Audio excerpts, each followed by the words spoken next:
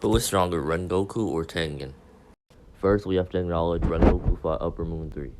The only problem with this feat is most anime fans don't understand to hype the anime up that draw out the fights.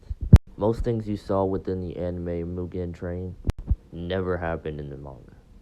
There's no repeated slash to Akaza, it's only him trying to recruit Rengoku. Now this is the part that many people like to say, oh well, Akaza and Rengoku are similar in strength. So this is the scene in the manga, where Rengoku activates his 9th form.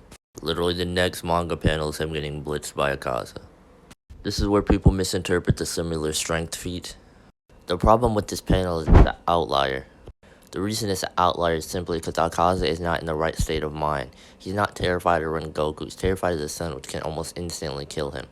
Akaza up to this point never uses Blood Demon art or his technique deployment, which essentially makes him unhittable. All it would take Akaza to get out of this is a technique deployment leg form. He could even use that leg form to propel himself towards the woods with Rengoku still on him. Being terrified of the sun and dying, also failing his mission that moves on specifically gave to him, he's currently in a state of hysteria.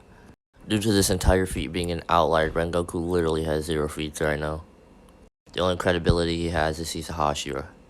That feat can be discarded as he's only able to cover 6 of the 12 train cars. Nonetheless, it's up to you to decide. To Tengen scaling, who scales to a bloodlusted upper 6. Many people will try to argue that Tengen had help from 3 other people. Tanjiro can barely move at this point. Uzai himself is poisoned. He's quite literally been poisoned for over 5 minutes at this point, which is a poison Gyutaro constantly hypes up, which means this poison is extremely lethal. The poison Upper Moon 6 Lewis is incredibly lethal. As you can see here, Inosuke heightened his skin senses to detect danger and murderous intent, which is also stated by the Upper Moon 6's belt Daki. And before the episode ends, so you don't have to spoil yourself with the manga, Inosuke says if any of those blood sickles hits him, it will be over. As Inosuke claims even a scratch would be lethal, Tengen has taken over 3 scratches and has still been moving. Tengen also has a passive ability. This passive ability puts him higher than Rengoku in IQ and battle IQ.